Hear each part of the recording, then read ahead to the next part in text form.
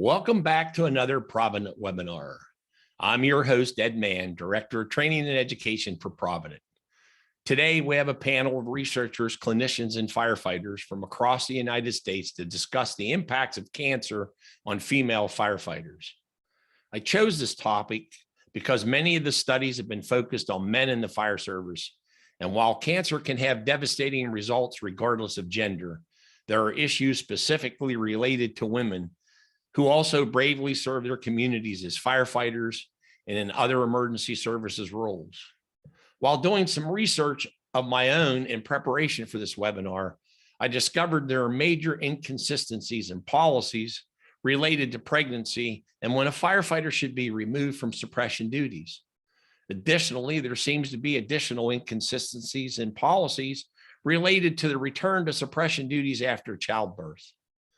I'm hopeful today's discussion will help policymakers make sound decisions based on science as a result of the studies that have been published and help the fire service better understand the impacts of cancers on our sisters of the fire service.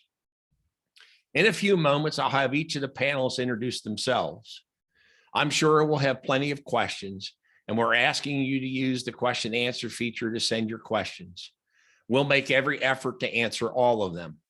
However, if we don't get to your specific question, we'll get an answer to you via email in the days following the webinar. Before we begin, I'll tell you a little bit about Provident insurance programs. Provident started as an independent insurance company in the Pittsburgh area in 1902. In 1928, they began serving volunteer fire departments with a customized blanket and accident health policy. Today, we provide volunteer combination and career firefighters and emergency medical responders with a multitude of programs. We also offer special risk and transportation insurance programs. Provident's been named the top insurance workplace by the Insurance Business America magazine for the last 4 years. Some of the programs that we offer to emergency services, we have an accident and health program. And if you are an accident and health client or become an accident and health client, your fire department members and their immediate family will have access to our first responder assistance program. We also offer a 24-hour accidental death and dismemberment policy, group term life, critical illness and cancer policy, and we also do property and casualty insurance with our Fire Plus program. If you're insured under our Fire Plus program, your fire department's entitled to use our online training system through the Fire Plus Academy. So today, when we talk about the studies of women and cancer in the fire service, I have Brittany Hollerbach, who's an associate scientist and deputy director for the Center for Fire Rescue and EMS Health Research. Amy Green, a nurse practitioner with the Firefighter Cancer Initiative in Florida. Johanna Garibaldi, a nurse navigator with the Firefighter Cancer Initiative in Florida. Alicia Jung, postdoctoral researcher with the University of Arizona. Lieutenant Camry Olson, who's a public information officer with the Bellevue Fire Department in Washington, and Michelle Crowley, vice president of the Professional Firefighters Association in Mississippi. Welcome, ladies. I'm glad to have you with us.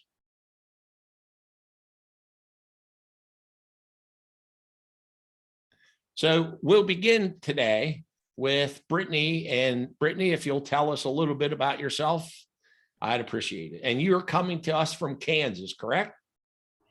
That's right. I am in Kansas. So like Ed said, I am I'm an associate scientist and deputy director with the Center for Fire Rescue and EMS Health Research.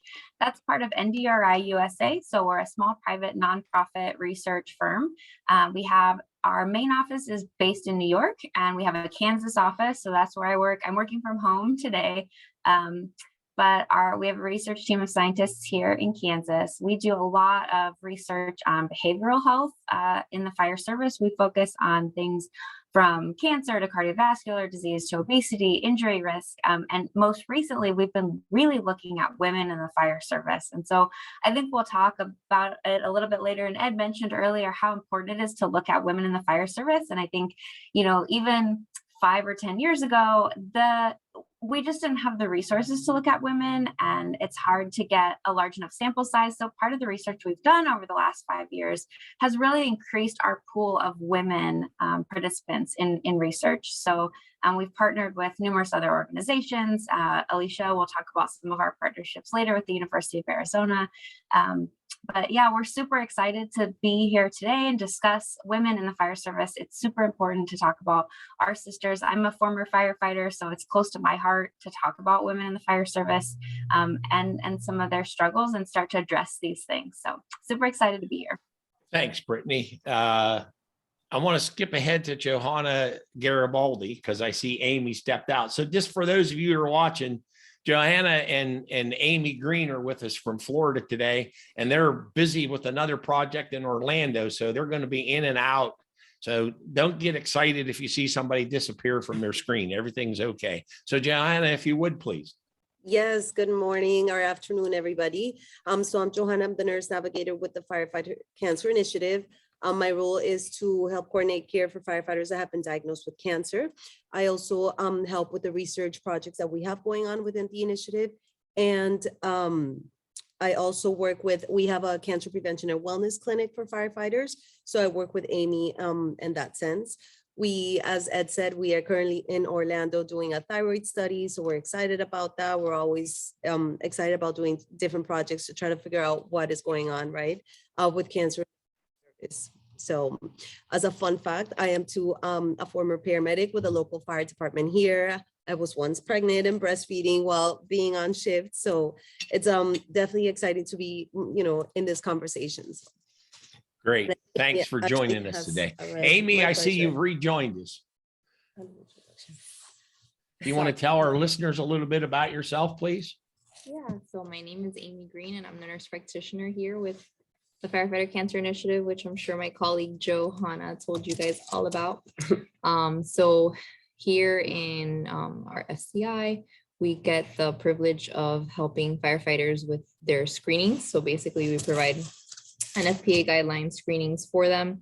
And then the difference, is that we also provide that follow-up and that full, care continuum, so to speak. So full family medicine care for any positive screenings, and then also care coordination. So if in the unfortunate event that they receive a diagnosis, we're able to help coordinate that care. And then we help also translate the research that's being done by our research team to the things that we're doing in clinics. So we're really different in that way. All right. So before we move on, I want to just make sure our listeners understand when you say you're helping with the care and treatment and so on and so forth, that's specific to Florida because of the Florida Cancer Initiative, correct? Yes. Yeah. So as part of our Florida Cancer Initiative, we have a clinic here through the University of Miami that's geared. Okay.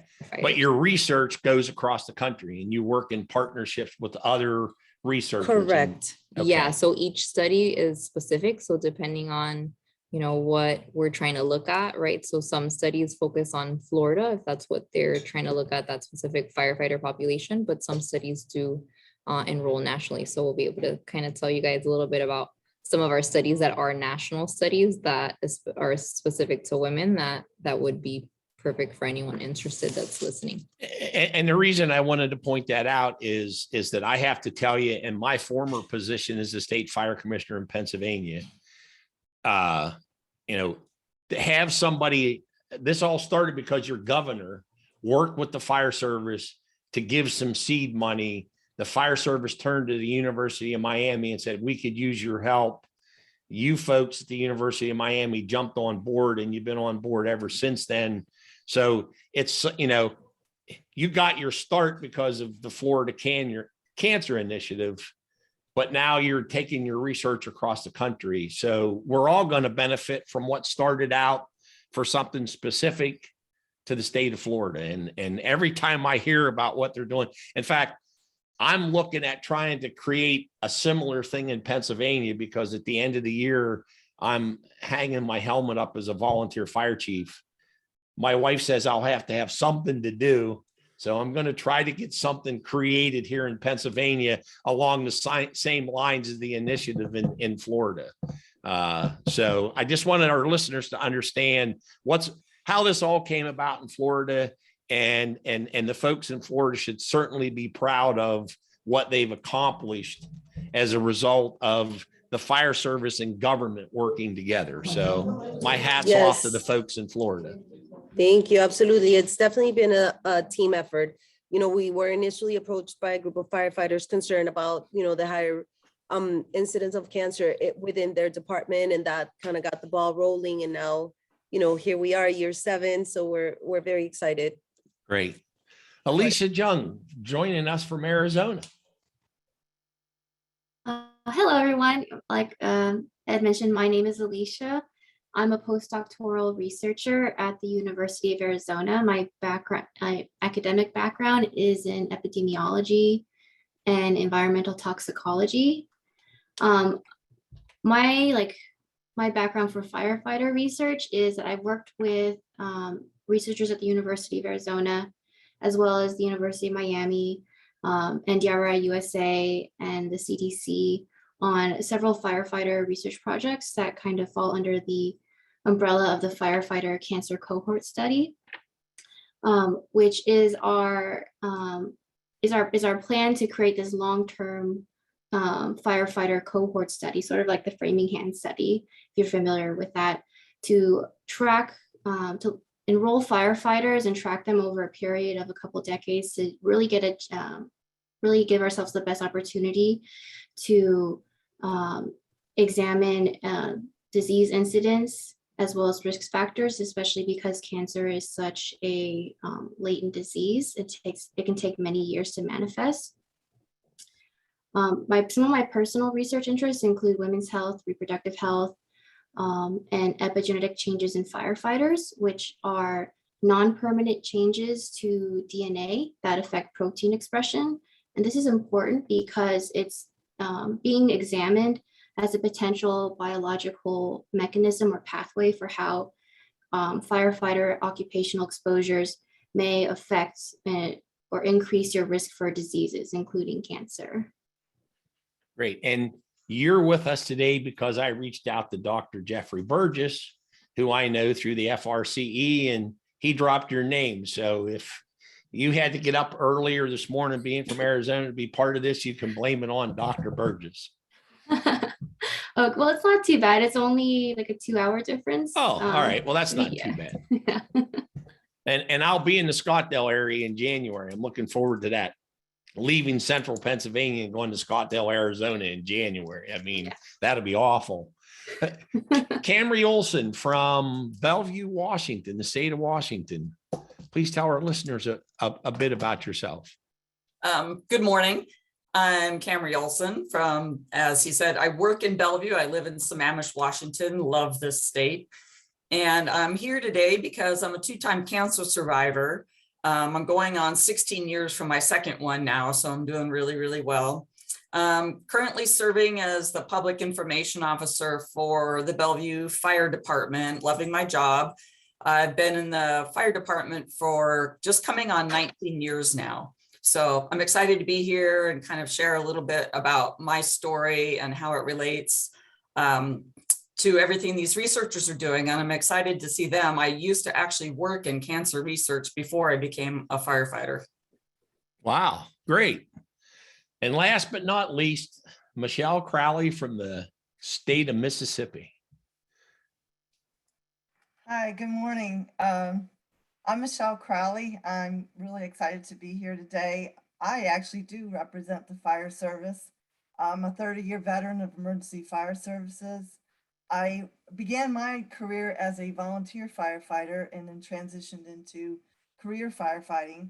But I ended up serving for 27 years on the Biloxi Fire Department, 17 of which I was a captain. Then I was moved to the Battalion Chief of Health and Safety position. And along with that came another hat as the city's emergency manager for about 3 years. a pretty large job in Mississippi. As you know, we are hit by a hurricane at least every year to 2 years. So, you know, Hurricane Katrina, Hurricane Nate, Ida, we've been through it all. So that was a pretty large position, but I retired in 2019, and I am currently the CEO of my own company, Emergency Services Consulting. I do strategic and master planning for fire departments throughout the US. And I wear many hats. I'm also a state representative for the Firefighter Cancer Support Network for the last 3 years, and have been honored to be on the Firefighter Cancer Support Network's Women's Committee for the last 2 years. So that's been very interesting to be on that committee, and I've learned a lot about cancer research, especially in the area of women firefighters.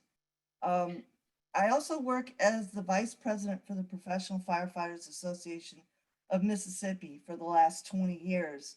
I've been advocating for firefighters at the state level for presumptive cancer legislation, for actually cancer and heart legislation, for law enforcement and firefighters. We were strategically passed the presumptive cancer legislation in 2020. However, they never funded it. So we are going back to the legislature this year to fight for some funding of some sort through either the new medical marijuana initiative or their lottery, or however they want to fund it. But it's time to fund presumptive cancer legislation in Mississippi. We've also worked on line of duty death benefits for the state of Mississippi. They were very poorly defined prior to us getting hold of it. We've actually mirrored with the federal PSOB and have created a huge difference in line of duty deaths benefits for our firefighters, including the fact that we're going to have to go to the next legislative session and look for COVID-19 benefits as well. So I'm great to be here today, and thank you, Ed, for having us. Well, thanks to all of you, and to our listeners. As you can tell, we've assembled a lot of expertise from different areas of the state or the country, with a lot of different backgrounds and diverse backgrounds I'm looking forward to the rest of our presentation. So I'm going to just throw this out to the panel. Whoever wants to jump on can jump on and start answering some of the questions as we go through. So will each of you take a few minutes to tell our listeners about the research you've been involved with that specifically looked at the issues related to women in the fire service and cancer? We'll start there, and whoever wants to go first. Don't you all go at one time now. All right, Brittany, you go first. Okay, I'll start. So as I mentioned before, I work for NGRI USA. It's a private nonprofit research firm. So we have done some of the largest cohort studies of women in the fire service. I did mention before, we have looked at, and this is among women firefighters, everything from obesity to alcohol use to mental health. We did a study looking at bullying and harassment and how that impacts mental health among women in the fire service. We've looked at pregnancy and childbirth. I also mentioned before that we've done some work with Dr. Jung and the Arizona group on breast milk analysis in women firefighters, so after giving birth. And Alicia can tell you more about this study later, but really exciting. And Ed mentioned earlier, wanting to know about when to return to work, and if you return to work, but you're still breastfeeding, like what are the recommendations there? And so I think that was a really important study. And we've also examined carcinogens from a silicone wristband in firefighters here in the Midwest. Okay, so you mentioned the term cohort study. Mm-hmm. Explain to our listeners what you mean by a cohort study. Sure. So women fire service represent a small population, as we know. They represent anywhere from about 4% to, on the high end, 11% of the fire service. So when we try to do research, the best way to do it is a randomized controlled trial. But if you go so let's say we randomize fire departments. And so the computer says, okay, here we generated a random list, contact these fire departments. On average, you may or may not even find any women in a fire department, let alone more than one or two. So instead of doing like a random study, we have to do targeted recruitment, and it's often called like snowball sampling. So you find a department with women firefighters, then you encourage those women firefighters to let you know about other women firefighters that they know in order to enroll more and more women in your studies. So when we look at a cohort, it's not necessarily like a random sample. It's we've contacted all of these folks. So throughout the past like 10 years of research, NDRI has been able to have this database of over 4,000 women in the fire service who are willing to participate in research. So when I say cohort, yeah, it refers to like these different sampling mechanisms in order to get women on board. Okay. So while we're there, I'm going to mention something to our listeners. You heard that sometimes it's difficult to find women to participate in the studies because there aren't a lot of women nationwide involved in the fire service. So I'm going to throw this out to our listeners.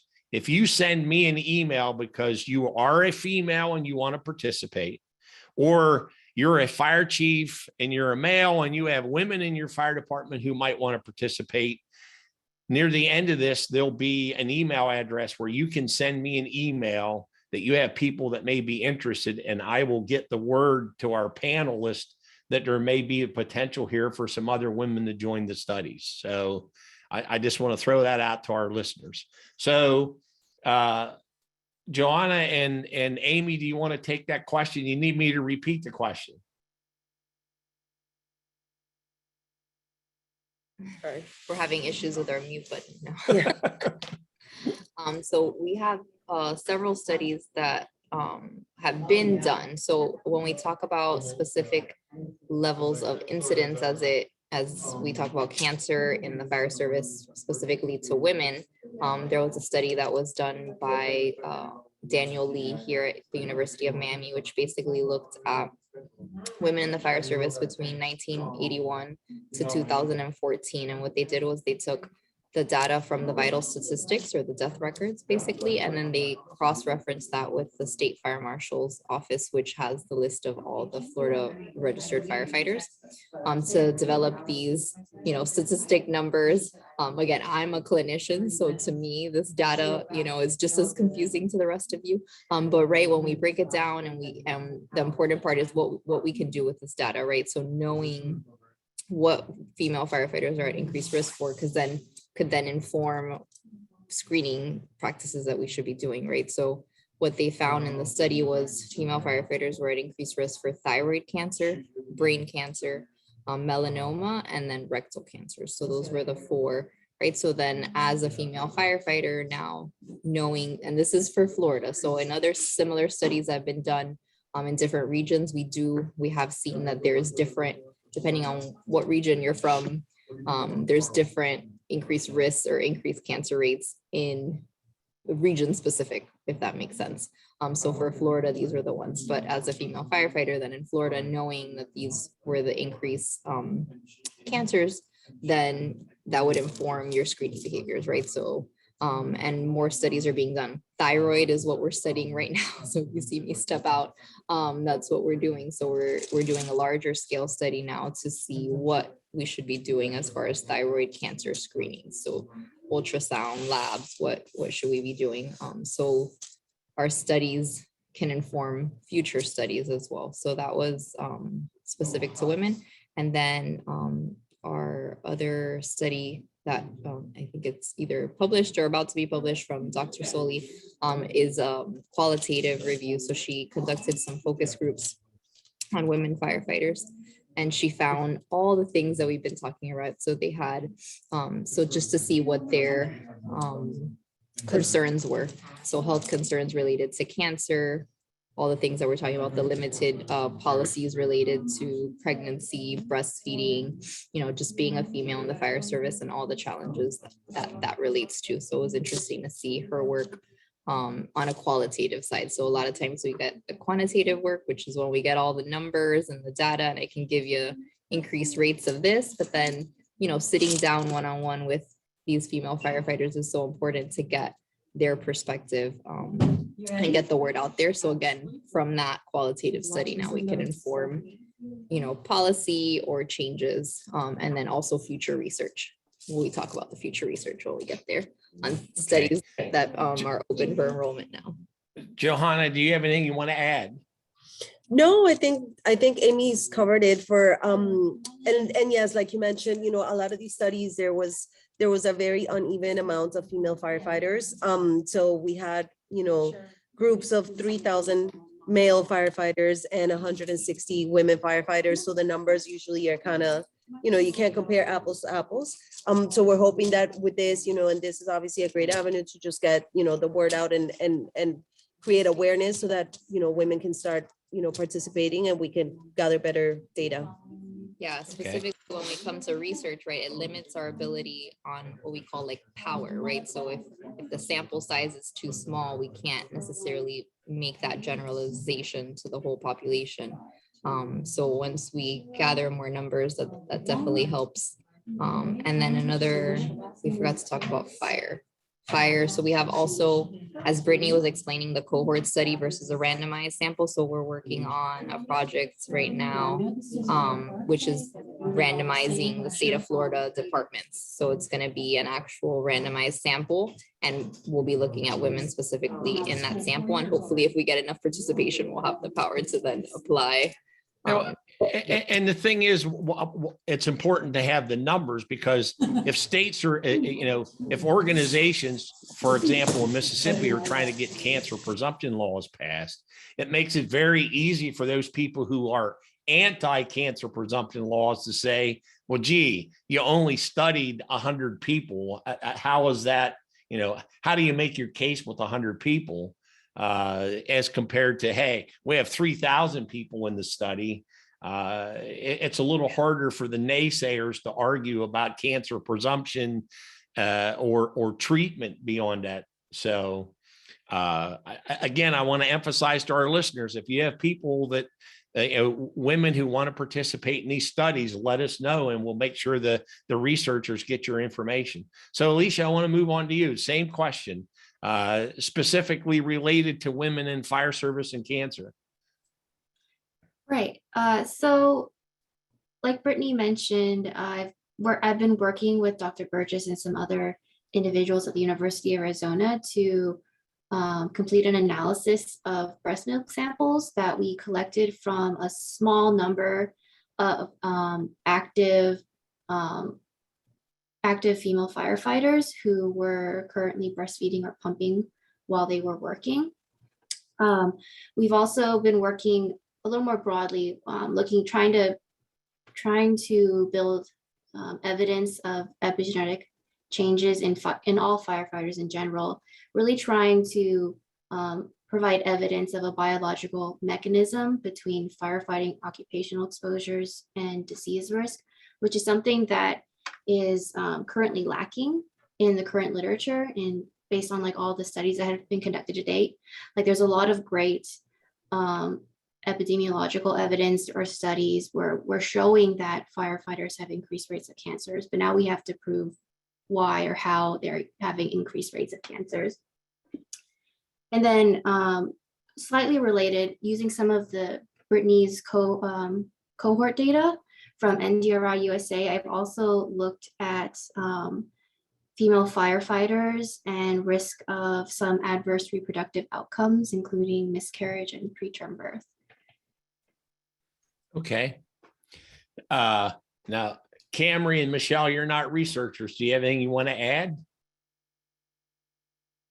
Well, it was interesting that Alicia said something about precursors to risk, because that's one of the items that I think is really lacking in studying, that what, even from a male standpoint, is what does shift work and stress and all of the ups and downs of your adrenaline going back and forth for 24 hours at a time, or sometimes 48 hours at a time. What effect does that have? And what does that set us up for of higher risk for cancer and for other issues? I also know that, you know, I'm also one of the firefighters that had the precursor with endometriosis. That was another issue that was brought up, and they don't know whether that has a connection as well. I was 10 years into the fire service when that occurred. Okay. Camry, do you have anything you'd like to add? No, just grateful for all this research going on. I kind of mentioned when we were all talking earlier that we have some women who just went through pregnancy and they faced a lot of those issues about, trying to pump and take care of all of that. But we've had other women, one of those women who just luckily delivered very healthy twins, but had a very difficult time getting pregnant. And she has started kind of her own little foundation to help other women who are struggling with fertility. And I think that is a big issue with women in the fire service once they've been in for a while and then try to get pregnant. So and that kind of leads into some of the follow-up questions here. So even if with a small sample size of female firefighters, have you been able to determine whether or not the rates of cancer among female firefighters is higher than the rates for non-female firefighters? Are you far enough along in the research, and do you have enough samples that you could definitively say that cancer rates among female firefighters is higher than it is non-firefighter females? Anybody? Yeah, so Dr. Oh, sorry. So No, Dr. go ahead, Joanna. Paper addresses that because what he did is he compared the information from the Florida Cancer Data Registry, right? So pretty much anybody that has been diagnosed with cancer in the state of Florida, there's a list, there's a registry that is kept with the information. And then he compared that with, or matched it, right? So with the information from the fire marshal's office, but he was able to see the comparison between the general population and firefighters. And that's where he collected the data and realized that thyroid, brain, melanoma, and rectal cancers were at higher risk for female firefighters compared to the general population. The only, Okay. obviously, the limitation to that study is that it's only specific to the state of Florida. So, Okay. we don't have a national registry that we've done data on.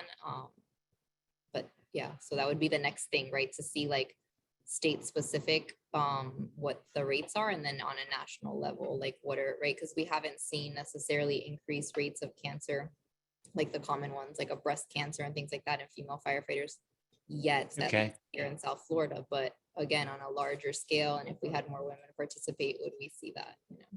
So Brittany or Alicia, either one of you want to chime in on that question? Specifically regarding breast cancer, I believe there was a study conducted. It was like the 3 cities study looking at the San Francisco Fire Department, Chicago, and Philadelphia, I believe. Philadelphia, yes. Yeah.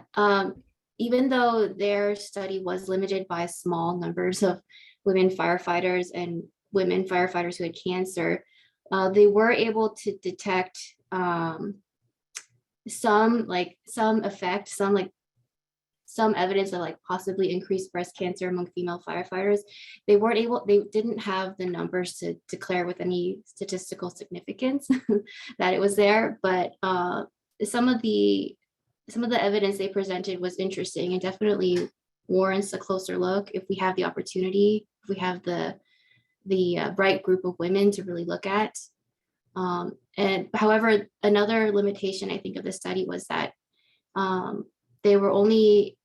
they didn't have like a direct comparison group like I believe the Florida study did.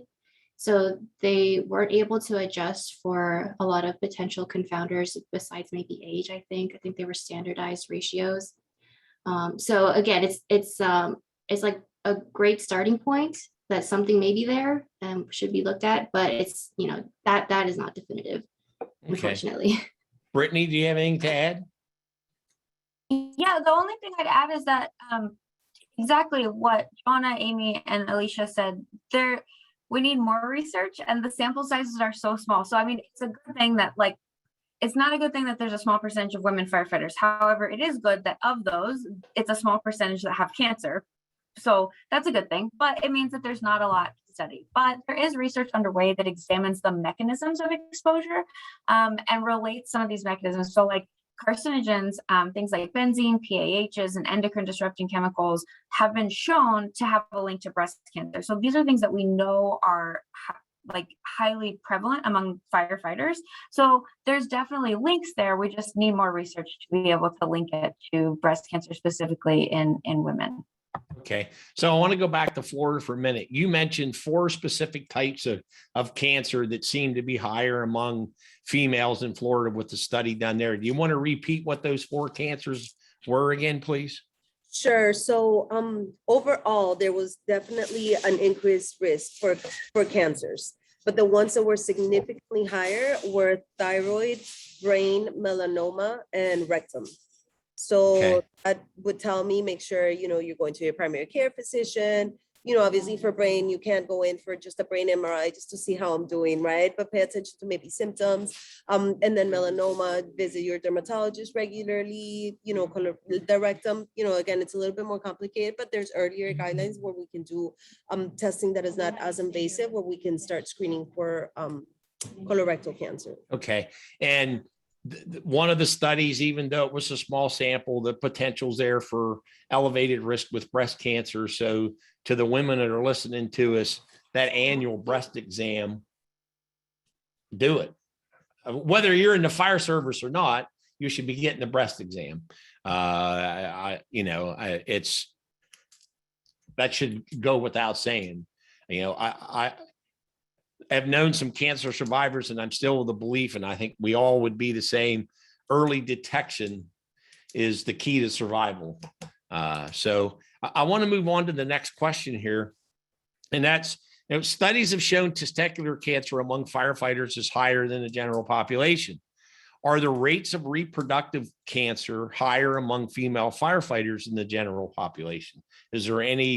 Have there been any significant studies done along those lines that may show that there are issues related to reproductive issues with women in our business? Johanna, I'll start with you. Yes, definitely. So we are actually doing a study right now where we are looking for, we're sending samples out to female firefighters that want to participate. And there's, with everything, there's criterias, right? Guidelines that you sort of have to meet in order to participate, because we want to study that. We want to find out, right? So we are collecting the microbiome from the vaginal area. What that means is sort of like, think of like your natural bacteria that lives in the area, and see how that compares and what kind of bacteria do you have there, because depending on the type, that may or may not have problems with either fertility or just even put you at risk for cancer. And then the same thing with we collect samples and we check for chemicals, toxic chemicals that may trigger cervical cancer. So that's something that's in the work with us, which it started in Florida. But again, this is one of the studies that we are doing within the United States. We haven't been able to expand to Canada yet, which is something that we want to do in the future. But for right now, we're in the United States. And like I said, definitely, collecting or having participants will definitely give us that bigger, broader view of what is really happening. Okay. Alicia, you mentioned earlier that you've done reproductive studies. Is there anything here that you can add? Were your studies specific to female firefighters, or was it women in general? So the studies I was referring to were for women firefighters, Okay. Women firefighters specifically. A project that I've been involved with, although I'm not like the lead investigator or anything, was looking at taking dried blood spot samples. So having women firefighters prick their finger and send us a dried blood spot on a card so that we could analyze their anti-Müllerian hormone levels, which is a biomarker of reproductive health relating to, I believe, ovarian reserve.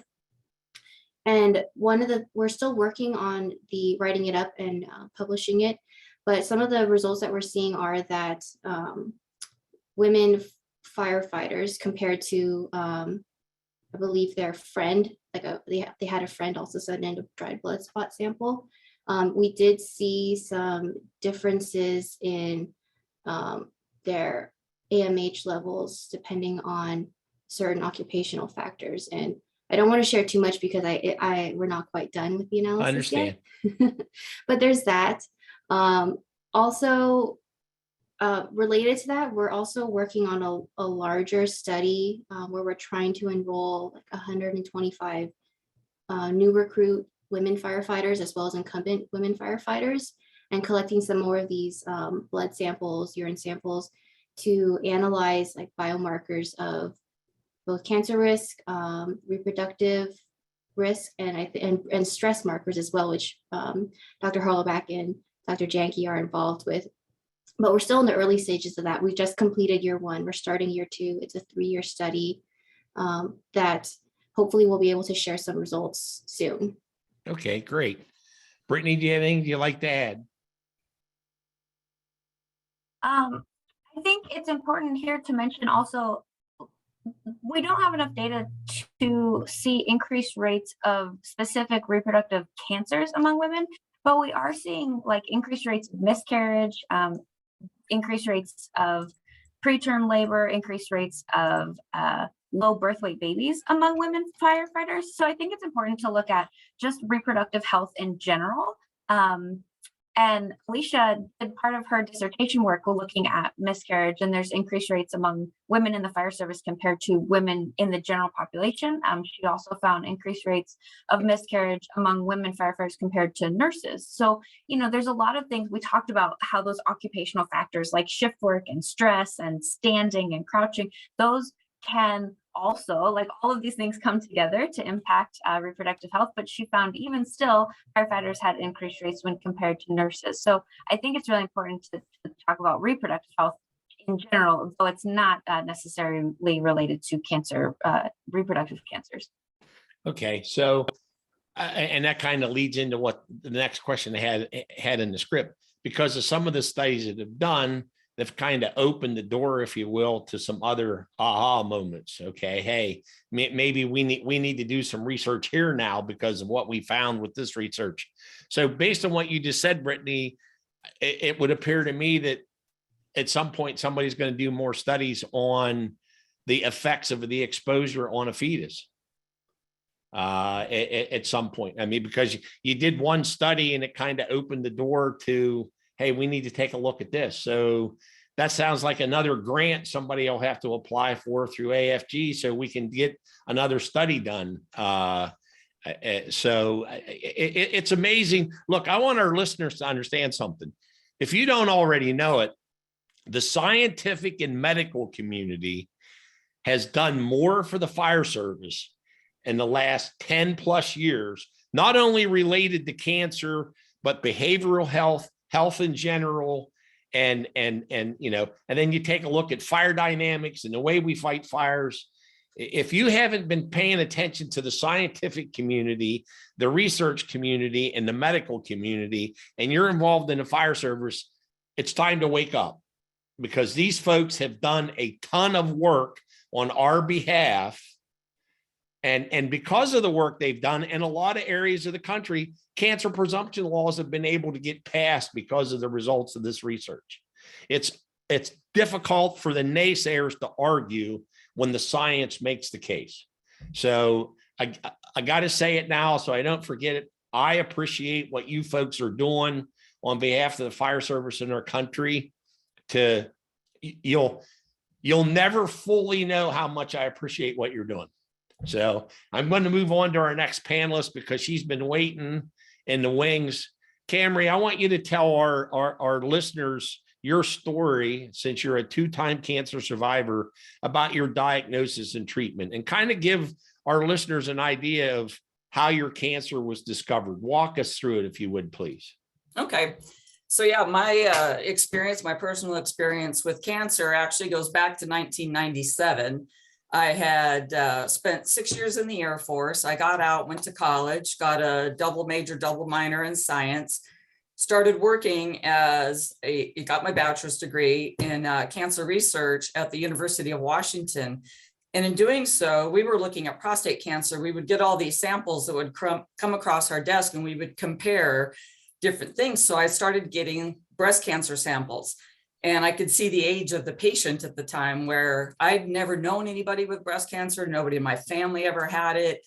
I was 32 at the time. I thought, but I started saying age 40, age 38, and so I thought I should be better about doing my self-exams. So one day in the shower, I find this little lump and I go to get it checked out and they're like, oh, you're just young. You have dense breast tissue. And I'm like, this is different. And I pushed it. They had me do a mammogram. It didn't show up, but they said we should do an ultrasound. And on the ultrasound, they could see something. So they thought we do need to biopsy it. And a week before I turned 33, I got the diagnosis that it was cancer. And they did the mammogram after the fact of my diagnosis, and it did not show up on mammogram at all. And so luckily, me doing my self-exam, found it, pushed it, got the diagnosis. I had surgery for that cancer on my 33rd birthday. When I was in meeting with the surgeon, she said she does surgeries on Mondays, and it didn't even occur to me at first that that was going to be my birthday. And when I looked at the calendar and told her that, she said, do you want to delay it? And I was like, no, that is the best birthday present I could ever had. So on my 33rd birthday, I had a lumpectomy and they took 14 nodes out. So at the time, sentinel node biopsy was still being studied and it wasn't standard practice yet. So they would just go in your armpit and take a whole bunch of lymph nodes out. Fortunately, my tumor was fairly small, 1.2 centimeters. My lymph nodes were all negative, but it was a highly aggressive form of cancer. So after the surgery, I did 6 weeks of radiation therapy, and then I spent 3 months in chemo. And what that cancer did, I was terrified at first, especially because I'd never known anybody that had gone through this, but I threw myself into two things. One, having fun. I had taken on challenges before, but I was like, I really need my life to be fulfilling. And, yes, I might die from this thing, but I can't focus on that. It's what is my life like now? And so I started taking on challenges. I rode my bike from Oregon to Canada in 3 days. I climbed Rainier with a group of female cancer survivors 2 different times. And I started fundraising. So a lot of the research that you're hearing about today, people like me get behind it to help, try to find the cures and try to help treatments, because I was lucky enough to have insurance, but not everybody is so fortunate. So I started doing the Race for the Cure. I climbed mountains to raise money. I rode my bike to raise money. And in taking a lot of these challenges on, I had a friend who'd been a former Bellevue Fire Department paramedic, where I'm now working. And he said, you should think about being a firefighter. And I told him he was nuts, because I was 37 at the time. I was 5'3". I'm like, I can't see me on a fire engine. I had never thought about this job in a million years. But having gone through cancer and overcome that and all the other challenges, I thought, why not? And I started meeting people in the fire service and thought they were very interesting and fascinating. And so I took my test and I got hired. So once again, I thought, life's going good. I got beyond cancer. I'm in this amazing job. I'm meeting these incredible people. I became a CPR instructor, having all kinds of fun. And 3 years on the job, I was in the shower one day and I found this little lump. And I thought, there is absolutely no way this is cancer again. But I emailed my doctor and I said, hey, should we follow it? And he said, with your history, get in. As soon as I saw the ultrasound, I knew it was another cancer, because I could recognize everything I'd been through. It had very irregular borders. And I just thought, whoa, here we go again. The support I received, because I was now in the fire department, was unparalleled. I had a lot of female friends who were firefighters. Right before I had my mastectomy, because I had to have a mastectomy with the second one, because I'd already had radiation with the first cancer. We had a big boob party. I had a boob piñata. We drank slippery nipples all night.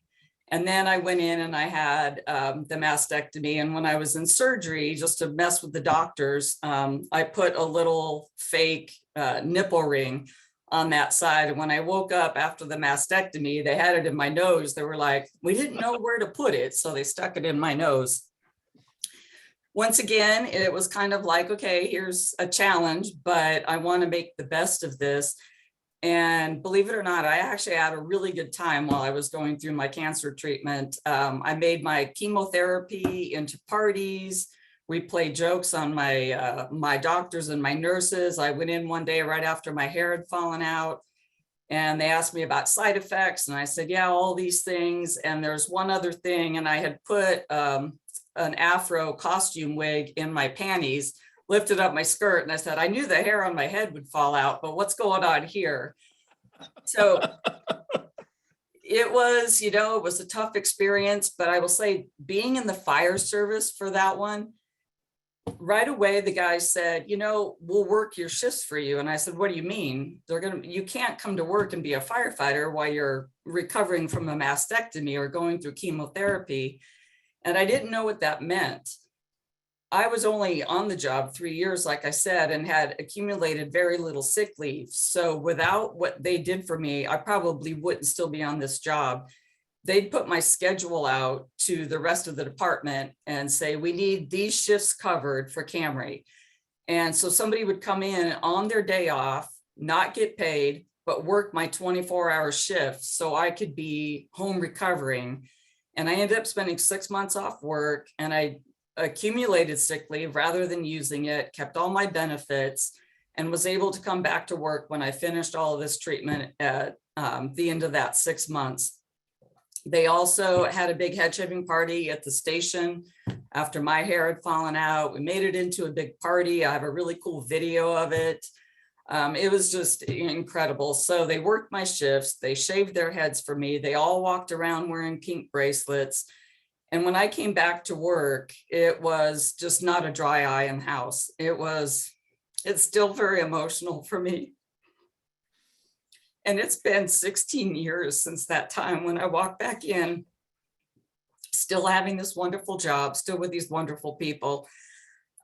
So having cancer is no fun, but being a part of the fire service and going through that experience, and I kept on with the fundraising. And one of my good friends, who was the first female professional career firefighter in Washington State, had retired right before I got hired, and her and I had become really good friends. And in 2013, she was diagnosed with breast cancer. So she'd already been retired for a while. It was never considered presumptive because, again, there's not enough studies with females and getting cancer to have that be a presumptive illness. But fortunately, she was in the pension system called Left One that had really good benefits for life. So she had her benefits. And she ended up losing her battle at 5 years after her diagnosis. So it was early stage. She should have survived it. But a year after her original diagnosis, they found spots in her liver. And she got us all involved in an organization. Well, it's through Fred Hutch, but it's an event called Obliteride. It's a bike ride. They have different levels that you can do. You can do 25 miles, you can do 10, you can do 50, you can do 100. But she was team captain. And after she passed away, I became the team captain. And we call our team Jeanette's Cancer Crushing Crusaders. So I'm 16 years out from my own. And in so many ways, it's no longer about me, but it's about what everybody else is going through and continuing to raise money and stay in the fight and just hope there's a day that we can not all be threatened by this. So I appreciate what everybody here is working on because of my own experience and that of many people I've seen go through it. Well, I appreciate you sharing your story with us. So I picked up a couple of things here. One, early detection. Two, your attitude towards dealing with it was a positive, keeping a positive attitude. And three, having a support network. All of those things had to attribute to your ability to recover and be a survivor. Would you agree with that?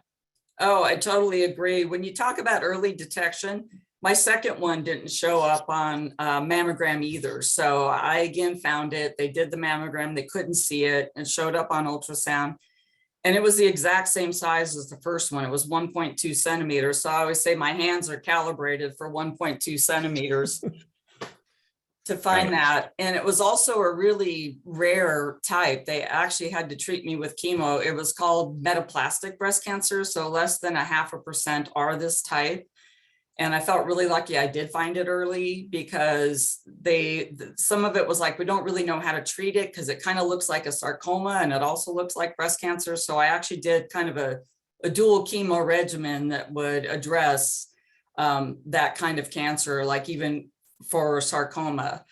And yes, your attitude, I don't believe that if you have a good attitude, you'll be okay. That puts the onus on the person going through it, but it can sure make your life feel better. You're always going to have good and bad days, right? Cancer totally sucks. And sometimes you feel like crap. You feel worse when you go into treatment than you did before you started, but you know why you're doing it. You know there's an end goal. But I guess it's just about making your life the best it can be with whatever time you have left. Okay, great. So Cameron, I got to ask you this because the Firefighter Cancer Support Network, I'm sure you're familiar with the organization. Are you signed up with them to be one of their peer support people when they're looking for cancer survivors to reach out to people who have been diagnosed? They specifically have not reached out to me, but I do want to get involved. I'm probably looking at retirement in the near future. Michelle, I would love to talk to you sometime. I only have 19 years on the job, but I also didn't start till I was 38. So Okay. Nobody wants to see a 70-year-old woman riding around on a fire engine.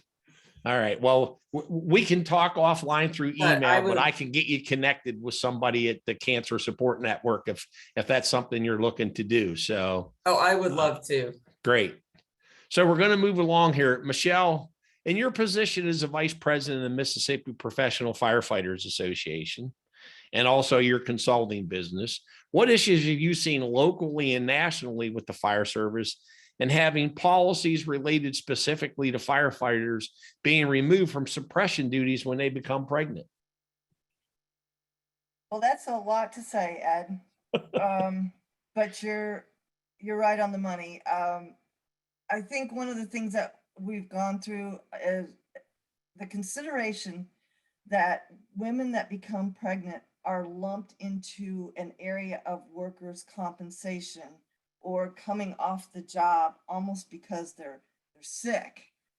It's lumped into the wrong statute, the wrong area, and the federal government legislators need to look at how those policies are in place.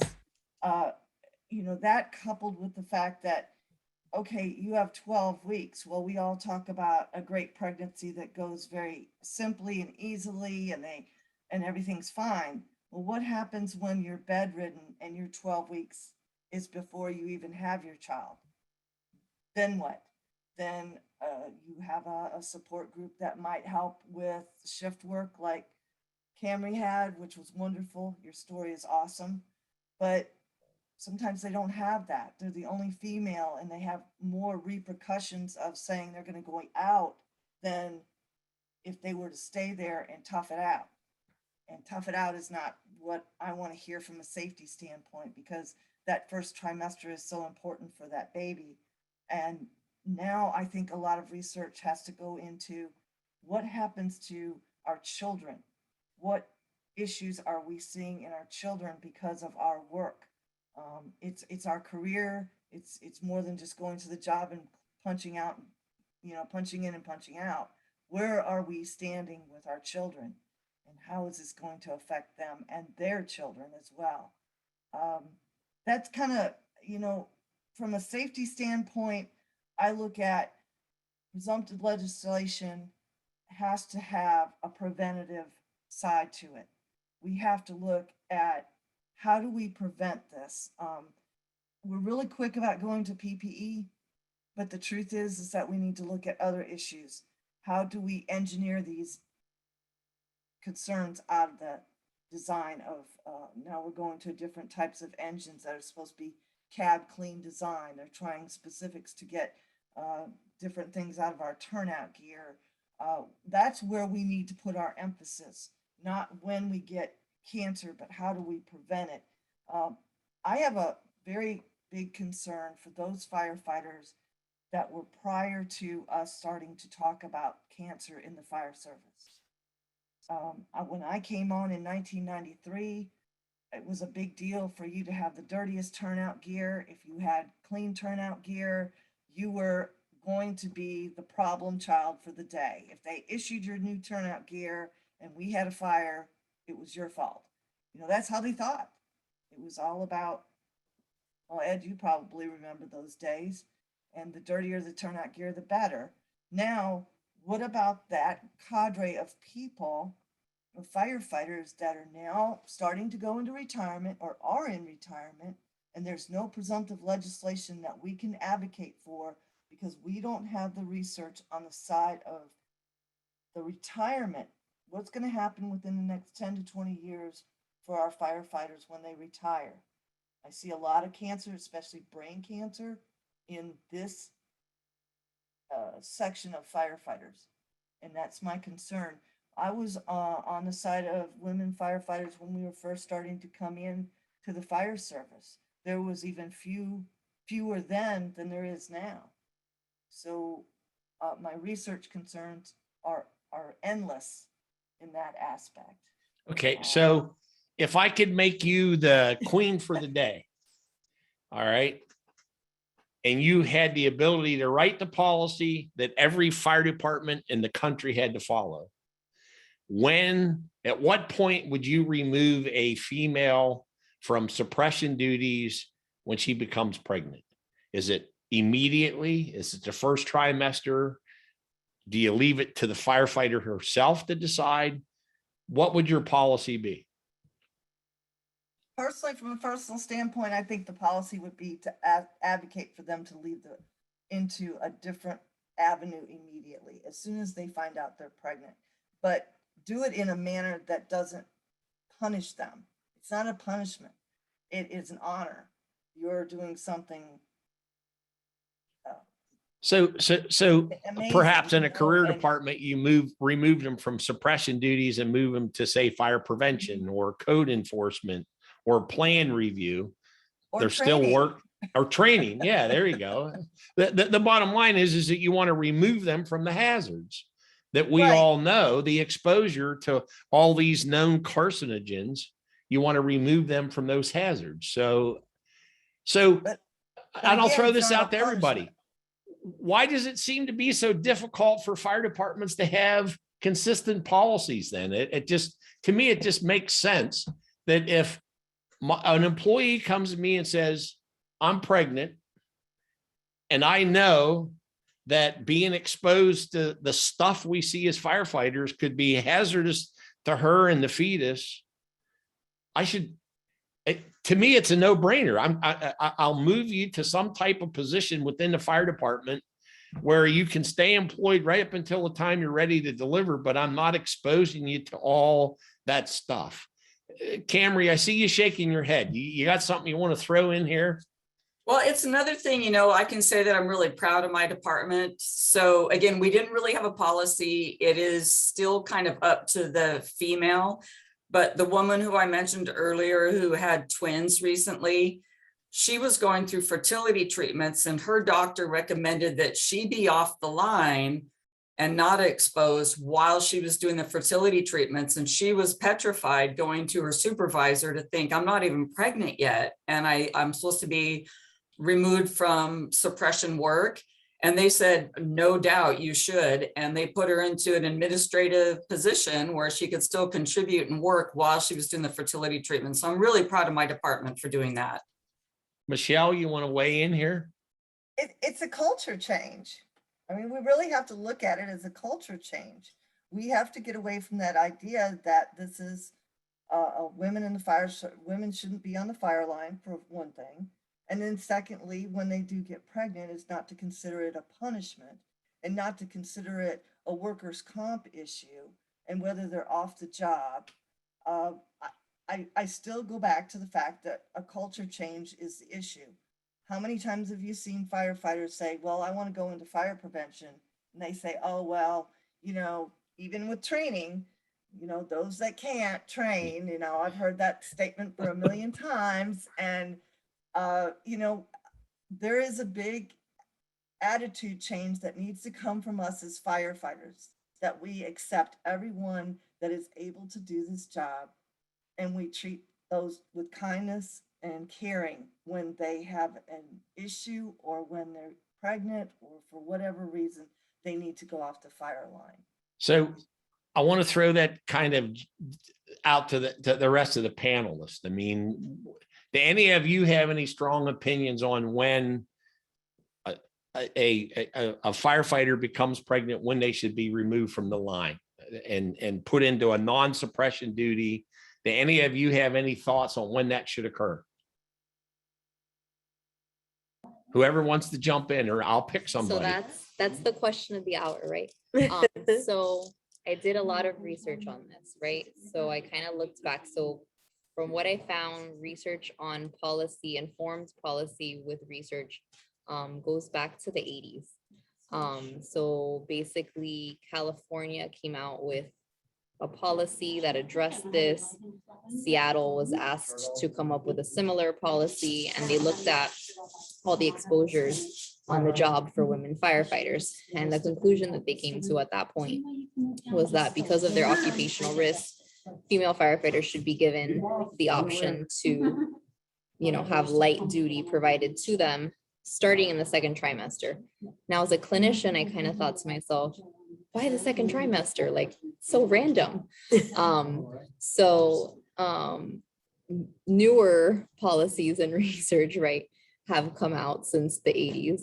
And from what I found, the latest recommendations are that the woman, female firefighter, and her physician should be making an informed decision on at what point they should be, opt to remove themselves from the job or continue on the job, due to the legal aspects of pregnancy laws and discrimination laws. As a fire department, there's limitations on what can be done to necessarily either force them to take the leave or not provide the leave. So both things are an issue, because we run into issues with discrimination on a legal level. So I believe the answer to the question still puts the pressure back on the female firefighter and her physician to make the best decision for that particular situation on if they want to take leave and when they want to take leave. Okay. I don't know if Brittany, anyone else has anything else to say, but I thought that was something really important. So Brittany or Alicia, do you have anything to add? I totally echo what Amy's saying. I think it's really important to get the information, the research that's happening back in the hands of the fire service. So I think it's really important to educate women in the fire service, whether they're trying to become pregnant, because that's a whole separate issue that they might need support from the department on, or when they do become pregnant. Both, I think, communicating to the woman firefighter what the risks of her job are, because honestly, not every woman firefighter realizes that the fetus may be in danger even in the first trimester. So I think it's really important to educate the woman firefighter about the risks of her job. I think it's equally as important to give her something tangible that she can take and discuss with her OBGYN as well as the department physician, so everyone's on the same page. I don't know that I advocate for someone to make the decision for her, that she needs to change her position, but I think that we should empower her to make that decision with all of the education and evidence that's available. So we've been discussing that we need more research, absolutely. But I think as it is available, I think it's really important to continue with infographics and social media blasts and getting it out everywhere so that she can make the most informed decision possible. Okay. Alicia, you have anything you'd like to add? Yeah, first, I just want to kind of echo that. I agree with what everyone else here is saying. My recently published paper where I looked at the prevalence of miscarriage among women firefighters and some occupational factors that could be associated with increased risk. I saw that women firefighters do report more miscarriages when you compare them to a similar occupational group of women, nurses. And miscarriages happen within the first 20 weeks of pregnancy. That's very early on. Sometimes women in general may not even know that they're pregnant before they miscarry. So that's also another concern. but also with the timing of some of these early adverse pregnancy outcomes, you have to consider the fact that, well, maybe there's some kind of cumulative effect happening over the duration of her career. There are these exposures, not just like fireground exposures, but also like stress, shift work, they may be adding up and contributing to this greater risk. So I guess that's a call for, yes, it's important to consider protections we can give women when they find out they're pregnant, but maybe we should also consider just their career in general. As I think as our policies and our technologies and equipment improve, we can reduce exposures in the fire service for everyone, which I think is a goal that we all have in mind. Okay, so, and I have to address this because it seems like we're focused on career fire departments, and I'm sure we have some volunteer firefighters or fire chiefs that have joined us. You have to take a step back in that from the volunteer side and ask yourself the same question, especially if you have a policy in place that says you have to make so many calls a year to remain active, et cetera, et cetera. Our volunteer leadership needs to make sure that they have some policies in place to address, how do I deal with a firefighter who becomes pregnant that's in a volunteer organization? And to the point, and I kind of agree, let's let the firefighter decide when they leave, but let's make sure the firefighter's been educated on all of the hazards and or potential problems and let them make the decision. And there has to be some partnership with labor and management, whether it's a volunteer department or career department. There has to be a partnership between labor and management. So I want to ask this next question, and Michelle, I'm going to direct it to you initially, and then I'm going to ask Camry to jump in, and then the panel. A couple of weeks ago, I was in Clearwater, Florida, at the Volunteer Combination Officer Section Symposium in the sun, and I ended up talking to a young lady that was there who was working for a new company now, but had been on the job as a firefighter for 10 years. And she got pregnant, she had her baby, she was breastfeeding, she went back to work. And at some point after, early on with her son, he was diagnosed with a form of cancer. So the question in the back of my mind now is there a relationship between breast milk and cancer? And if there isn't, or if there is, what should we be doing? I mean, look, let's face it. Some women are going to breastfeed for a year. Can a fire department be able to support that for a year? I'm asking you, what's the deal? Is there an issue, and how do we deal with it going forward? Anybody who wants to start? Michelle, you go first. Well, I think those policies are starting to unfold as we speak. And I think we can do nothing more but improve it, because we have to advocate for support for that female firefighter while she is breastfeeding, and make sure that the area that she's breastfeeding in, or if she's pumping, is clean and private, and she's able to really kind of decide for herself how this is going to unfold. Because I mean, some of these studies have said that if you have a fire, you should pump and dump for at least 72 hours after the fire.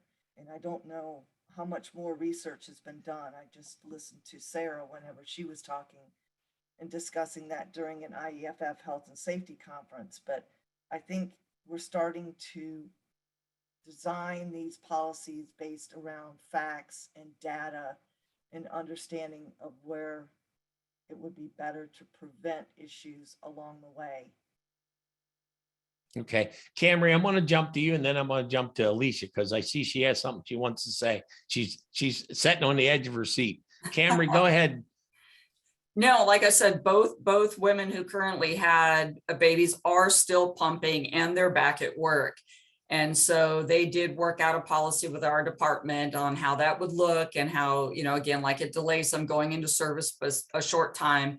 They found a place that they could do it. But I really like that what Michelle was saying, that there needs to be some of this data coming out that, yeah, you can go back to work and you can continue to breastfeed and pump, but there might be certain circumstances where it would be better to get rid of that milk.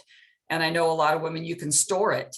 And so, recommending, hey, store some milk in your freezer, have it ready to go. And that way, if you do have to have a couple days where you're just pumping and getting rid of it, it'd be curious to see what the data shows. And I know that, Alicia, you were saying that, you are looking at breast milk and seeing what comes out of that. And it would be interesting because I don't think that the two women, considered that part. It was just more of the mechanical parts of being able to pump while they're at work versus what's in that breast milk.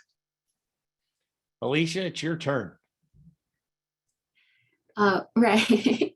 So in partnership with Brittany and Dr. Janke, we did perform like a small pilot study of about 21 female firefighters who provided us breast milk samples that they pumped prior to a fire response and then in increments up to 72 hours post a fire.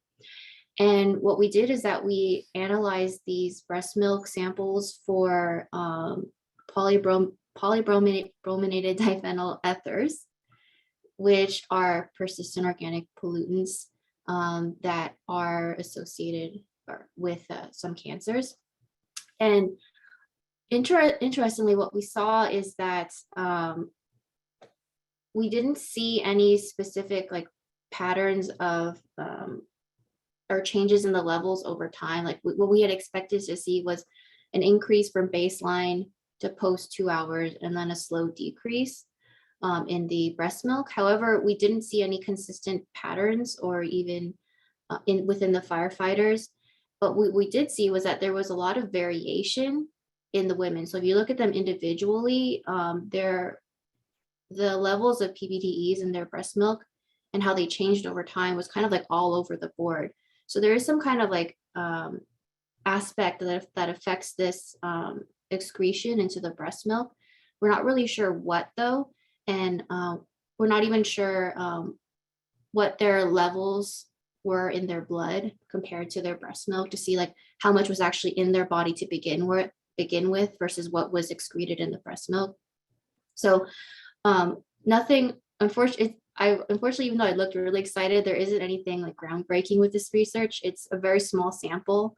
It'd be great to replicate it in a larger study, perhaps, so we can have more statistical power to detect differences in these levels over time.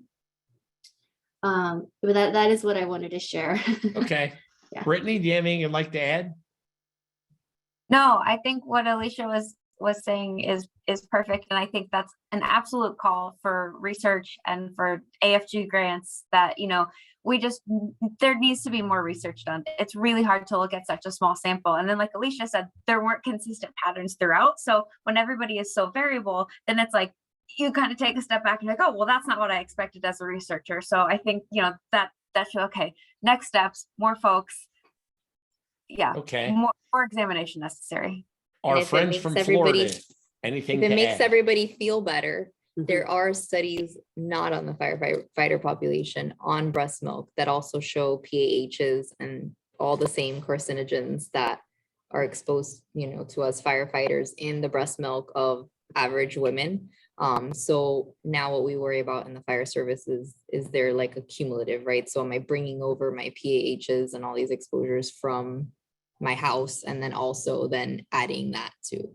So that's what really the research that Alicia's doing is important, right? Because eventually we want enough women firefighter breast milk, right, to then be able to compare it to the pHs that we found in the average population, and is there a difference? That's where I think the key would be to say, you know, it's more than the Mhm. average woman. Okay, so See, for firefighters, you know. it's being studied. There's a need for continued study on the entire issue. So again, it comes back to the individual educating themselves on what data or research is already proven, and then making some decisions based on the science. So that's what I'm hearing. So the next question, Michelle, I'm gonna throw it to you, because you were one of them training people. All right.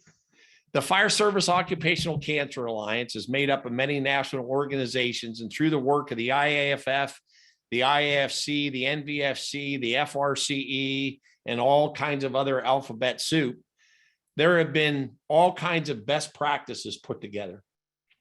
So are there any best practices or additional best practices that women should consider that men don't necessarily have to consider? I mean, you know, we have, what is it? There's 12 of them or 11 of them that are out in a poster. Is there anything additional that women in our business should consider that men don't have to consider? Any thoughts? I'm gonna approach this from probably an avenue that you wouldn't think that would come from a firefighter, but I do believe you're correct.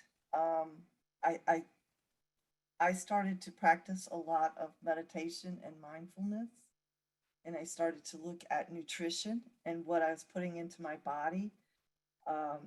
Those were avenues that I felt were important to prevention. Taking care of myself, taking some take care days, really considering what exercise I was using and what it was doing for me, and then also yoga. And I know I advocated this to our fire chief when I was the health and safety officer, that we should start the day with a meditation. And I know he kind of rolled his eyes in the back of his head and said, "Oh no, here she goes." And I never got it passed, but I was really an advocate for it. We are in the process. I was able to secure, I'm still a consultant for them, and I was able to receive a grant for employee assistance program, where we're going to partner with the Friends of Firefighters to create an employee assistance program where they could call as an anonymous call in. And I think that advocation is going to move into more information about what do we do as firefighters for ourselves and how do we take care of ourselves. Okay. Cameron, you have anything you'd like to add? No, I just really like what she's saying. And I think, you know, mental health is becoming so important, not for just female firefighters, for anybody, and taking care of ourselves earlier. And even in my department, I've seen people going out with PTSD, I mean, severe PTSD. So I think that's something, just as the fire service, we're getting better at trying to talk those things out before they get to that point. But we have to look at taking care of our mental health before we can be totally physically healthy. Okay, great. So To we may reiterate have come. what, Go sorry, ahead, to I'm sorry. reiterate what Michelle said too, like, so when we talk about from a clinical aspect, it's so important, right? As a firefighter, if you know, so I put it into risks, right? So we know we have modifiable and non-modifiable risk factors, right? That's like 101 when we go to anything healthcare related. And then for modifiable risk factors is all things that Michelle was speaking about, right? And your non-modifiable risk factors would be like your genetics, things like that. But also, I also advocate that their profession, right? Like as a firefighter, that's not a modifiable risk factor. That's who you are. As you know, I'm a nurse, that's who I am. You're a firefighter, like that's who you are. So since you can't control that, right, you're not going to leave your career because now you know all these exposures. So it's really important for them to control what they can, as Michelle did. and address those modifiable risk factors that we know influence health, on a public health level. When we hear talks and things like that, if we could bottle, exercise and diet and, meditation and all of these things and put it into pill form and patent it, it would sell out, right? Because of all the key of prevention, right? But it's so hard to implement these things into daily life. And it is, our society and shift work and things like that make it a challenge. So it's just, I think, being an advocate as a firefighter for your own health, and doing like what Michelle did and going out of her way to address what you can, and not So be like, your hands are tied and there's nothing you can do. I'm a firefighter. This is my fate, So on the modifiable side, what I'm hearing is take responsibility for yourself. Become your own advocate on those things you can modify. A little less carbs, a little more exercise. That's what I'm hearing. And I agree with you. That can be very difficult to do. Because life happens at times, and but you got to find a way to make it a priority, because you're talking about yourself. You're talking about taking care of you. So I'm not going to do any more editorial comment. We're going to move along here. So I think we've pretty much already covered this one through earlier discussion, but I'll throw it out anyway. What new studies or research are underway specific to today's discussion? Brittany, I'll start with you. Anything new on the horizon that folks should be looking for? Yeah, so I'm going to mention a couple things briefly. So one is we have a collaboration project. It's an AFG funded grant with Women in Fire. If you're not aware, Women in Fire is one of the largest organizations of women in the fire service in North America. They also have Canadian counterparts as well. And so we have a grant with them, and it's really a collaboration grant all about dissemination and education. So it's what we've been talking about. It's taking the research and putting it in a format that is palatable to the fire service. So part of a researcher's job is publishing in like peer-reviewed journals and talking to other researchers, but a major part of research is disseminating it back to the folks that you're studying. So this grant, it has two aims. One is focused on diversity, equity, and inclusion, and one is on reproductive health. So one of the things we've been doing is working with our instructional design coordinator as well as our graphic designer with NDRI USA, and putting these this research that we've done into things that are palatable. So we have this really cool infographic that explains some of the hazards associated with reproductive health in the fire service. And so it's things like that we can get out to women in the fire service. It's tangible, you can print it off, you can take it to your doctor, you can talk to your doctor about it, whether it's you're trying to conceive, and so these are things that you should consider, or you're pregnant already, and so those are things that you should consider. But that's one of the things that we're working on. So that's a new grant with Women in Fire. The other thing I want to mention is Science to the Station. So we have it's going to be a membership-driven organization that's going to bring like the latest and greatest from the research community and break it down to the fire service. So we have a graphic designer who will do all kinds of cool infographics, will offer education and networking. It'll be associated with a conference, so we can do in-person networking sessions and bring folks on. There'll be a discussion board and a Q&A, so the opportunity for individuals to enter in their questions and have those later answered by someone who it makes sense. So we're partnering with all the different fire service researchers. And so if it's a cardiovascular disease question, for example, we can hit up Dr. Denise Smith and say, hey, like I have this cardiovascular question, what do you think about that? And if it's about cancer, perhaps we'll get Alicia on board and Dr. Burgess, and we'll talk to the folks at UMiami. So it's really this collaborative, holistic approach. We're gonna do doc talks weekly. We're gonna do monthly grand rounds. Just so that we can partner everybody together in this kind of holistic approach. So stay tuned. We're going to launch after the first of the year. And I know Ed mentioned later in the broadcast that he'll have an opportunity for you to provide your email address if you're interested in future research. We would love to add you to our listserv. Eventually, it'll all be part of this Science to the Station. So you can fill out like a form on that website once it's live, and you'll be able to be included in future research, or if you're interested in the results of studies that you've either heard of or been a participant in. You can get results from that as well. So that's kind of our new on the horizon stuff. So when you launch the Science to Station thing, if you'll get information to me or Sam, either one, I'll make a commitment from our marketing guy now that we'll put it on all of our social media platforms and promote it for you. And Absolutely. the same goes for any, the rest of it. If you have research that you're being done and you're looking for participants, if you share information with us, Sam's more than happy to get that out on the various social media platforms that we use. So Alicia, I want to ask you about what do you have on the horizon that we can look forward to?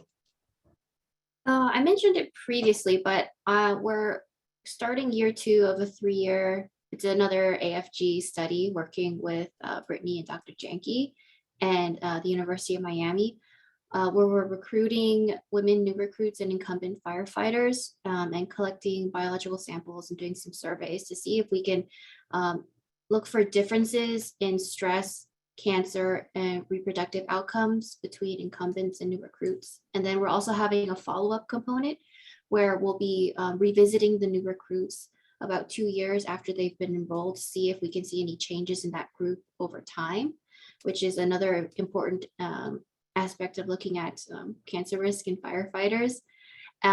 We are currently almost capped in enrollment, but I think for people who want to get involved in some of these larger research studies, it's important to get some buy-in from your chiefs, your captains, so that get them interested, get them involved, so that when you reach out to us or we reach out to you, there's not only support, but there's a lot of momentum to keep research involvement strong, because a lot of people we do lose people to follow up. So when we come back for that second visit, sometimes we don't capture the same group of people, which is a little unfortunate, but it just happens in all research projects.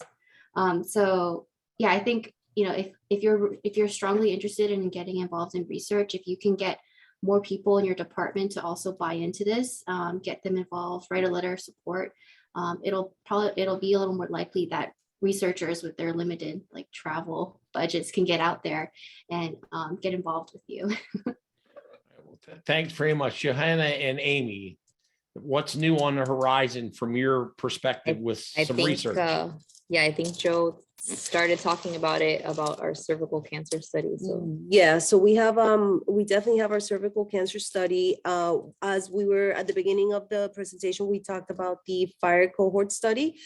This was only specific for Florida, but we're trying to get a better picture of the Florida firefighter. And within that, we want to have a women group so that we can say, this is what the typical Florida firefighter is described as. So we're going to be starting that soon and trying to recruit women for that. And then we also have other studies, right, that we include women in, like we have the aerial studies for retirees, because as someone mentioned here earlier, we do know that there's an issue with firefighters not enjoying their retirement. So we do have a lot of other surveys and things like that they can complete, and we follow them through the years. So we have that, and then we have on the cancer side, we have a survivorship group, and then we have a caregiver as well. So we're trying to address all the areas of the cancer burden, right? How it affects the family, how it affects the actual firefighter. So we can get you guys that as well, all those flyers. And then one other thing that I want to mention is we do have the only firefighter tumor bank project in the nation. So what that means is we're trying to recruit for anybody that has been diagnosed with cancer and they want to donate a sample.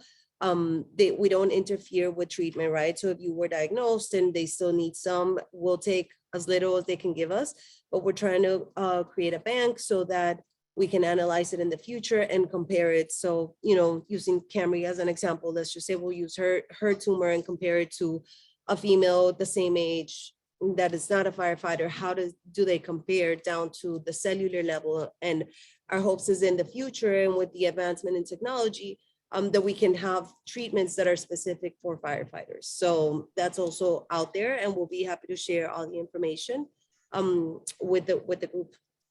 And then Okay. for anyone listening that's not in Florida, just so you guys know, the cervical cancer study is national, so it's super easy for you to, we have Cynthia Beaver is the coordinator for that. So she reaches out to you, goes, you know, sends you the survey link, we send you the kit, you do it at home. So it's really easy if that's like a really easy take home like way to So- get involved. So I'm going to put our marketing guy on the hook again.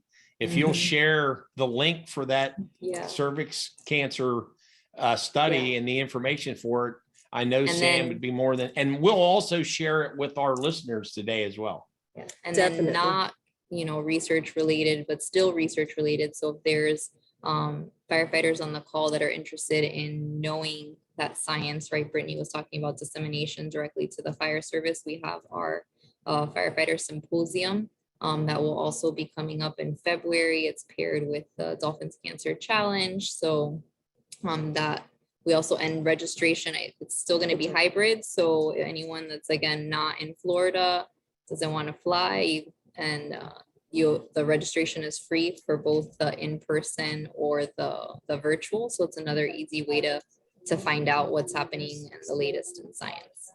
And for those of you that would be in cold climates in February, Maybe why they wanna wouldn't you come. want to sign up for a symposium in Miami in February?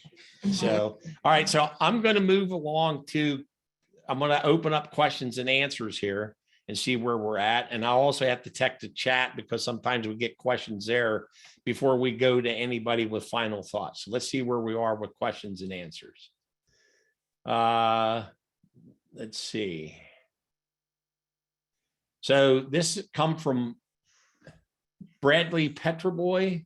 Our department has shifted to adopt a culture of washing turnout gear regularly, especially hoods. Are there any additional PPE care suggestions that our female firefighters should employ above their male counterparts? Anybody want to take that one? Whoever. Yeah, I mean, I think it's still something that's in the works, right? Because we definitely develop best practices out of research, right? So in Florida, in particular, we develop best practices for decontamination with the green buckets and the brush and the soap and, you know, decon on scene and things like that. But I think, you know, based on participation in the cohort and the group of women and how many do we have, then we can tailor those different avenues. I think right now it's still too early, right? In research to say, yeah, this is what they should be doing. Definitely decontamination, no matter what, is the best choice out there right now, you know, so. So staying with the best practices that have already been developed is across the board for everybody. And then when the results of additional studies become available, there may be additional things that male and female firefighters will do that the other won't. That's so. Anybody else want to weigh in on that, or we all pretty much agree that that's where we are right now? Okay, so the next one's not so much a question, but is a statement. Employment laws, and this comes from Sue Stewart, employment laws don't allow us to make that decision for the employee if they're still able to perform their duties of their position. So I guess she's making reference to what management can do when it comes to when a pregnant firefighter should leave operations. Yeah, I think the important part on that end, you know, it probably relates to a lot of what Michelle does is having the policy. So there's laws and then there's policy, right? So you have to make sure that your policies as a fire department comply with the law, but then also, you know, have those best practices and inform decisions from research to create those policies. Whether or not you even have one female on your staff, you know, you should have a policy for pregnancy. You should have a policy for breastfeeding, even if, you know, you haven't had a female ever. And we're seeing a lot of, right? We see a lot of the similar things going on with something like the military where there's not a lot of women. But it's so important, I think, for advocacy for these policies to be in place before you need them, and make sure that they're informed on all ends. Okay. Anybody else want to add anything?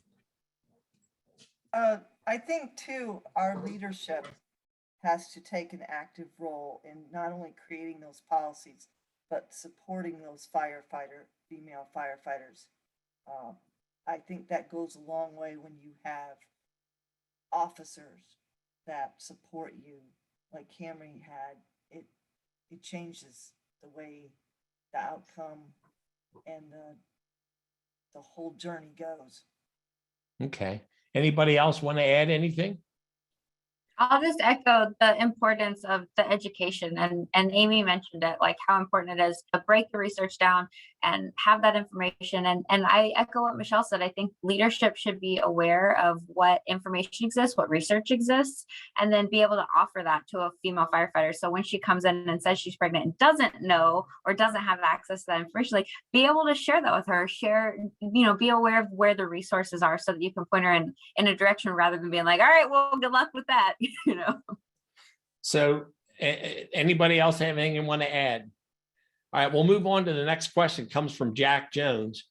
And the question is, as we are increasing data collection across the board on this topic, would it not be wise to begin capturing data on occurrences of detrimental impacts potentially attributed to the fire service exposure on biological children of firefighters? And I see a lot of heads shaking. So I'm going to start with Michelle because you shook your head first. So you jump in on this one first. A resounding yes. I think the studies and all of you have done amazing work. I can't thank you enough for what you've done, but I agree. Even from the male firefighter standpoint, we are seeing additional cancer issues in their children, ADHD issues, autism issues, and they really have to research how and why, and is it more prevalent for firefighters versus the general public. Brittany, I see your head moving. Yeah, agreed. There absolutely needs to be more studies. So there have been some theories that autism spectrum disorders and ADHD have been attributed to potentially the father's role as an occupational firefighter, but we really need more research to say. There were some early studies in the 80s that looked at the paternal occupation as a firefighter and how that impacted developmental disorders. There have been just a couple studies that have looked at the impacts of like carbon monoxide and high temperatures on fetal outcomes. But again, we really need more studies to examine the offspring of firefighters.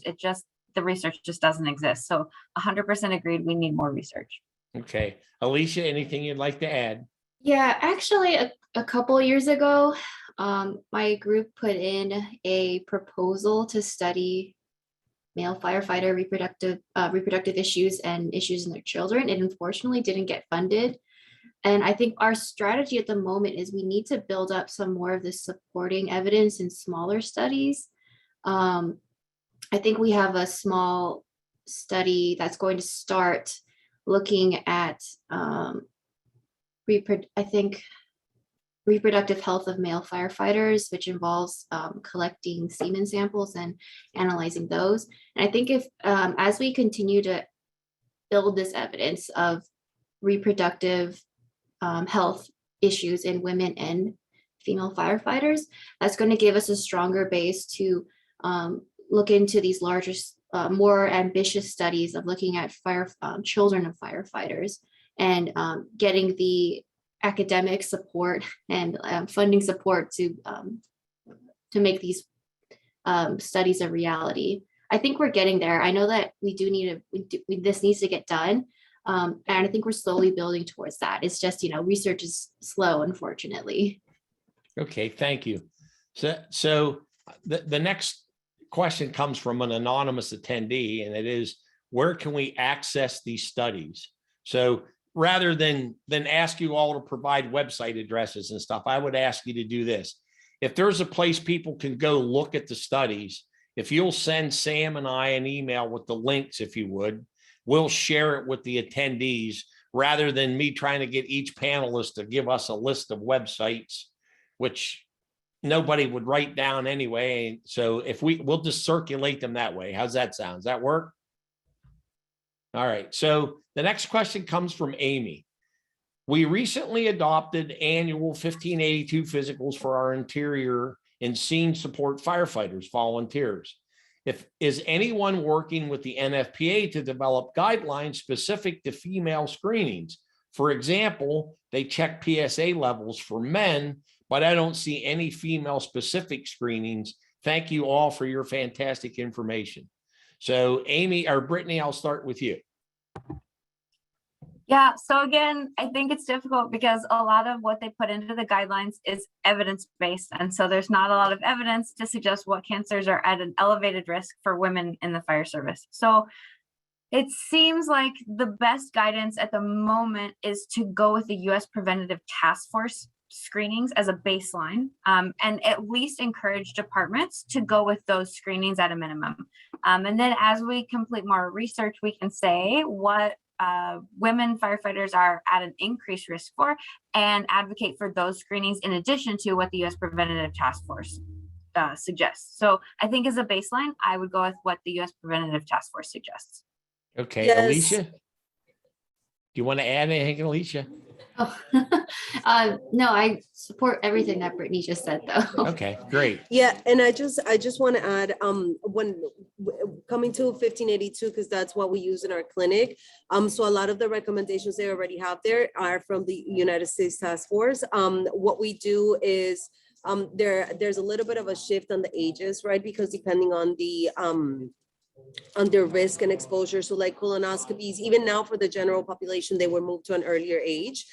So for women, I know they talk about checking for HPV and doing like a pap smear and mammogram, depending on the task force recommendations. But I mean, as of right now, I know they're working on revising the 1582 and the NFPA 1582. But I don't think anybody in particular is still working just on very specific information, because again, going back to the research, right? We have to do more to prove, to say, hey, this is a problem. This is something that we got to change. Okay. So Michelle or Cameron, you have anything you want to add to any of the questions that were asked? All right, so I want to go down through some chats real quick and make sure I don't miss anything there, and then we're going to go to closing comments here. We did receive a chat from Megan, who she's a career firefighter and wants to join the studies. Sam told her that he will make sure we share her email address with all of you so you can contact her. We had a comment from Brian. Rutgers University is looking at an R&D grant to occupational cancer in the fire service. Also, it's crucial that once the National Cancer Registry becomes active, it's crucial we communicate the importance of participating in it. So that for the listeners, there was law passed by Congress. It's been funded. I know the folks are working on trying to get the system up and running, but there will actually be a National Cancer Registry where you can go register as a firefighter, and everything stays confidential. It's top secret, et cetera, where we can actually establish a national registry to track what's going on with you from the day you enter the fire service till beyond when you retire from the fire service. So there'll be more to come out on that, I'm sure. That was Sue. Just so everybody knows, we're recording this and it'll be uploaded to our the Provident YouTube channel. A comment, great discussion. Thanks for your time and thoughts. Thanks for joining us. Here's a question. Misty Allman, what research has been done in regards to women in cardiac health? Are we at the same risk as men? So have there been any studies done specifically with women in the fire service and cardiac? Yeah, so Brittany? Dr. Denise Smith's group looks a lot at cardiovascular disease in the fire service. And again, So they have looked at the differences between men and women. However, it's really, really hard to observe women just because they represent such a small sample size. So in a lot of the research, it appears that women tend to be fairly healthy in the fire service. So if we look at men versus women, women tend to have lower rates of overweight and obesity. They tend to be more fit, so they work out more often. And a lot of those things are help their risk factor analysis, right? So overweight and obesity and low levels of fitness, a not great diet, all those things increase your risk for cardiovascular events. So it seems that women tend to be healthier in the fire service. But I think the best thing to do would be to look into some of Dr. Denise Smith's research. And I know that she has a few papers that have come out that compare risk factors for men and women in the fire service. And if I remember correctly, she's with Skidmore University in New York, correct? That's Okay. right. Yep. All right. But not bad for 62. My memory's still working. So anybody else want to comment on the research or the differences with heart disease or cardiac events with male versus female firefighters? Any other comments? Amy? I think, so when we were reviewing also before that, so before Lee published his paper, there was a published paper on mortality in the fire service. So in women specifically, they didn't see it was from 1972 to 1999. That was the cohort. So it's not super recent cohort, but in that study, the increased incidence wasn't of cancer, it was actually of heart disease in women. So it's kind of interesting, right, as time goes by, how disease incidence changes and how maybe our exposures and how that's interacting, our environment is interacting with our genes and things like that. And we have now more increase in cancer. So yes and no, in the sense of yes, we have seen that link in prior research with women in the fire service increased risk for cardiovascular health. Is it still an issue? Possibly. But of course, cancer has taken that center stage. But when we talk about prevention, right, at the end of the day, I'm a clinician. When we talk about prevention, it's the same. All the lifestyle factors that Michelle discussed, whether I'm trying to prevent cancer, heart disease, you name the disease, right? When you go into a patho book, they're going to tell you these are the things you need to do to prevent disease. It's the same. Diet, exercise, stress management, sleep, all those things. So within your means as you can as a firefighter, would be using prevention science to your benefit. And it's going to be the same again, interventions. Okay, so the last thing we have here is a statement, and I want to share. I'm a volunteer firefighter, 30 years, both firefighter EMT. Our volunteer company has 15% women. Would like to share my email information on cancer. I have had melanoma. So what we'll do is we'll get Holly's information one way or other. We'll get it shared with everybody. So I think I've covered everything in the chat. I don't see any more questions out there. So we're going to move on here to the closing. Before we close, any final thoughts from our panelists? And Alicia, I'm going to start with you, since it seemed like I was always taking you last with everything. So now I'm going to start with you on closing comments. Oh, well, don't worry, it didn't feel that way. But I guess I wanted to thank both you and Sam for including me in this panel. It's been a great experience talking with everyone here, as well as hearing some of the concerns and comments of women firefighters and the other firefighters who support them who have been participating.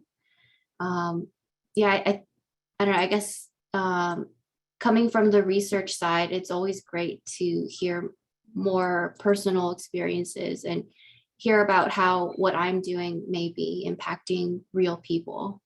So I want to thank everyone for what they've shared today. Well, and I want to thank you for the work you're doing on behalf of the fire service. So thank you very much. Michelle, closing thoughts. I think we really talked about health and safety, and I think you really have to, as a firefighter, be your own advocate. As a leader, you need to lead by example and, find out what the research is. You are sitting around that firehouse and it's time for you to do the research on your own and find out what's going on in the fire service. And if you can contribute, be part of the solution because it's important to you. Thanks, Michelle. Brittany? Yeah, I'll echo what Michelle and Alicia said. Thank you so much for having us on today. Ed and Sam, thank you for putting this together. To the other panelists, y'all are awesome. You're rock stars in each of your respective areas for what you're doing. So thank you guys so much. Thank you to the attendees for having us and for listening today. And we look forward to helping you in the future in any way that we can. So whether that's connecting via email, getting on listservs in the future to be a part of studies or to get the results of studies, we're just excited to help in any way that we can. So thank you for having me today. All right. And I want to emphasize one last time so I don't forget. If there's anything that you folks are doing that we can share with the fire service, all you got to do is get it to Sam and I, and we'll get it out on our social media platforms and help you advertise in any way we can. So final comments from our friends in Orlando, vis-a-vis Miami. Yes, sir. No, I mean, obviously we share the same sentiment as everybody else. I think the biggest takeaway is we definitely need more participation. We need to empower women to go out and participate and be part of the bunch. We've had a lot of field experiences, right? That's how we are right now. And there's always that hesitation, especially when you're the minority out of the group. So we've been in situations where we went out to a department, there's about 25 firefighters, 2 of those are girls. Hey, we have a study for girls, you want to participate? And they kind of look around and they're like, no, I'm just gonna pass, So it's important to know that you are a vital piece of this whole organization because we're female, we are powerful. And so just take that and run with it, right? And if we're trying to make a difference and have policy changes and everything, we have to have participation. So I think that's the biggest, takeaway. Okay, Amy? Prevention. Okay. All right. I can't stress that enough. Do what you can. So I saw earlier, Alberto stuck his head through when we're done, make sure you go out and give him a big hug. Tell him it's from me. Because he's the reason I was able to find you folks. So yes, sir. Yes, I'll deliver the message also. And Dr. Natasha Schaefer-Sally is also here with us. So we have she's the whole team. presenting in an hour. great. Yeah. Thanks very much. Camry, not least, final thoughts.